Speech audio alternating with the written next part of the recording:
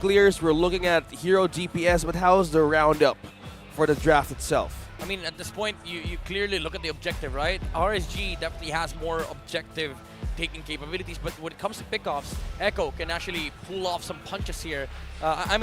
Put some punches here against RSG, but you have to look at the jungle control once again. Like Martis, he's gonna be able to have a better time compared to game number 1, but Nats on RSG is a very big factor to consider if you're Echo. You need to keep Nats in check to make sure that Karteezy gets out of the jungling phase for the first 5 minutes in a good condition.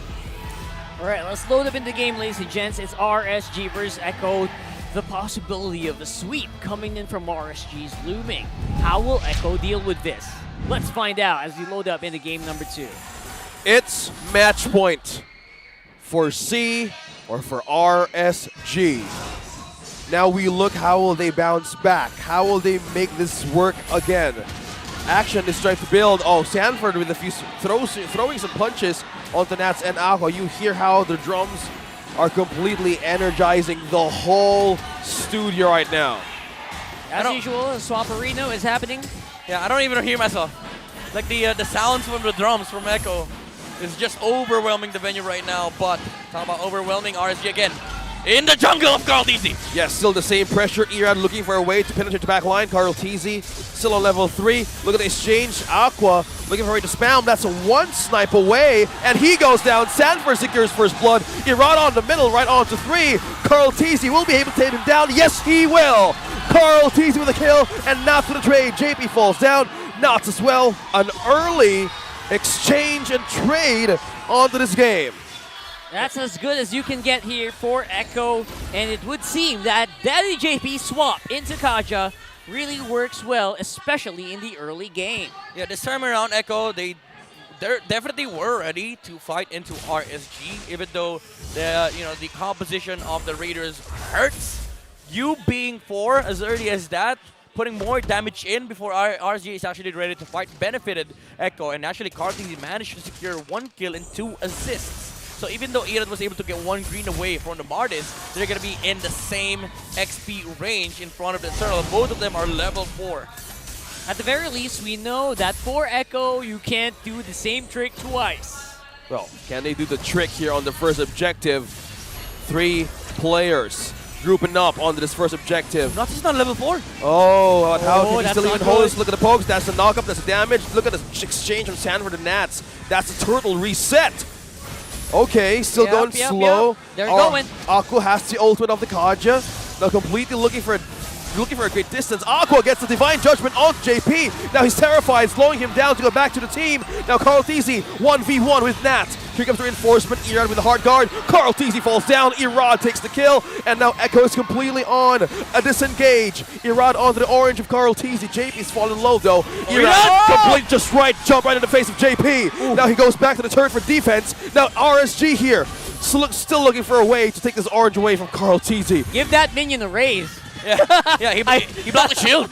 He blocked the shield from the Baksha. But talk about unfortunate events there for RSG. They wanted to get the turtle from Echo. Unfortunately, Nats was now on level 4. He went straight mid lane to try and get some XP, but Echo rushed the turtle take as Ira was not able to take that away from Karteezy. But RSG, they did turn around and to take the team fight, took a team fight against Echo, which worked for them because the penalty zone was right on the mark onto the Martis. Speaking well, of not here. Speaking of being on Q, Aqua flickers out. That was 3 from Echo. Now in the bottom lane, we're looking at 2 versus 1. Sanford is the target for RSG. Look at that. No mana onto Nats. It's Hammer versus Punch. Aqua falls down off cam. And it's still Ben Cutie getting a kill. Still remaining deathless from game number 1. The target is Emma here. Ultimate still not available. Emma just throwing out some ball right on Sand here onto Ben Cutie. Now the chase goes on. Will Karteezy make another kill? Asher R connects to Emma. Heartguard security for Emma back to his turret. Now he's safe. Erad as well, but reinforcement Emma as well. Present. Now Erad is just completely penetrating the back line of Echo. Using the first response to scare them away. Echo didn't manage to secure a kill there, but meanwhile down bottom, just action continues to happen down bottom. While all that was happening, of course, Eman was actually farming up so well. Top gold so far here in this game. This is a really interesting for both sides. It's quite equal at the moment. Echo is just leading by a small goal, but at the moment, they feel like they are more powerful when it comes to skirmishes, which they are, because they have the Divine Judgment that you're seeing with this take on Irad. JP initiated the pull. Irad falls down. No jungle for RSG. Echo sees an opportunity to take this objective for themselves. Yeah, no jungler on the side of RSG. Okay, looking That's at the big, that's situation big. here. Oh, Sanford going in a few punches, pushing away Aqua. Now he's forced to have a great distance, safe distance. Now Nat's dropping down HP. He falls down. Echo secures the kill. Sanford gets the point, and slowly Echo maintaining the objectives onto their side. Irad, I think, brought off a bit more, bit off a bit more than he could chew in Yeah. that last one. They're trying their best, to be there for the objectives, but Echo is just much faster, Like the positioning, the timing of their objective takes. They are there before RSG is actually able to position themselves, which in turn allows Echo to start a team fight on their own terms in RSG. It feels like even though they are very much capable of taking team fights, they are just much more ready. Wait, did JP miss the Divine Judgment? He used the flicker. He was trying to get Eman out of his own turret, and there was 3 members of Echo. Completely denied. Did the Divine Judgment even happen? Oh, wait, look at the poke. Wait a second. Exchange. Irad on Carl TC, Benacuti clearing the lanes. Man, they're just looking for opportunities to slow down Eman at this point.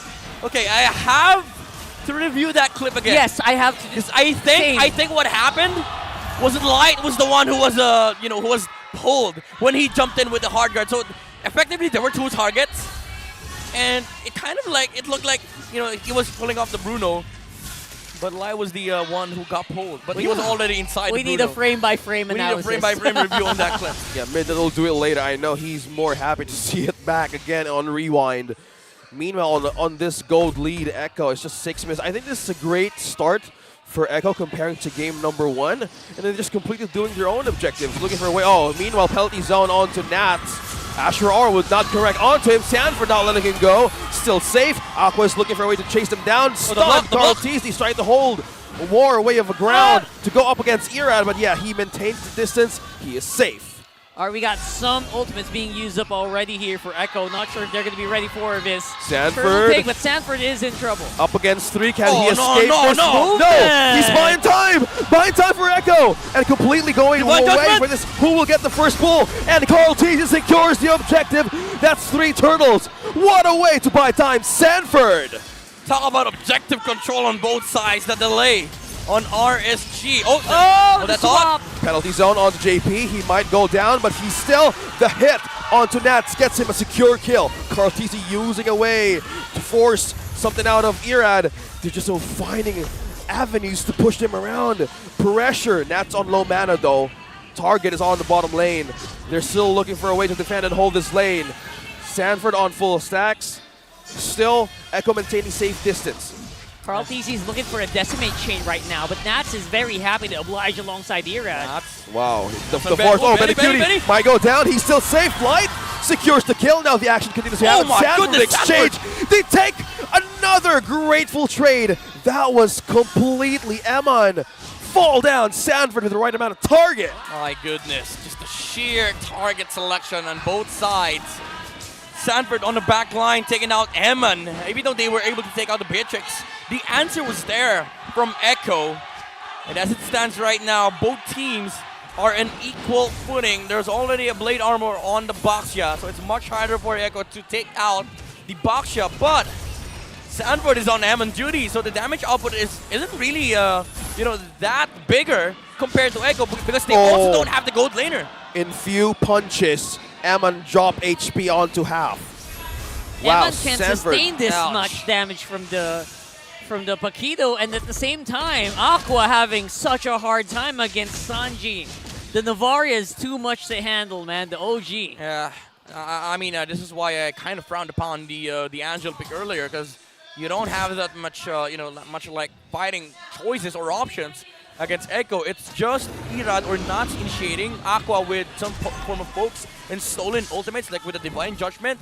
But Eman, yeah, you have some layers of protection coming out from the Angela, but I don't feel like it's enough for RSG to build upon team fight on, Aqua now purchased the Exhort boots. Add more gold whenever he gets an assist. But Echo, at the moment, with their composition, they are always starting team fights on their own terms. Yeah, JP on the conceal finally this gets one. a bolt suppressed. Eman, Sanford secures the kill and now completely pushing RSG away to not even contest his objective. But Irad is still on point. He's willing to contest against Carl TC. Okay, 1v1 showdown on Retribution. Who gets this Lord? Who gets this objective? Hard guard onto Irad. Carl TC still dropping low. Who gets this? Completely Carl TC reigns and Echo secures the objective. Nats keeps on buying time for his team. He's still living with Spell Map. And against Carl TC, who's gonna fall down? Oh, wow. They both disengage. Benny!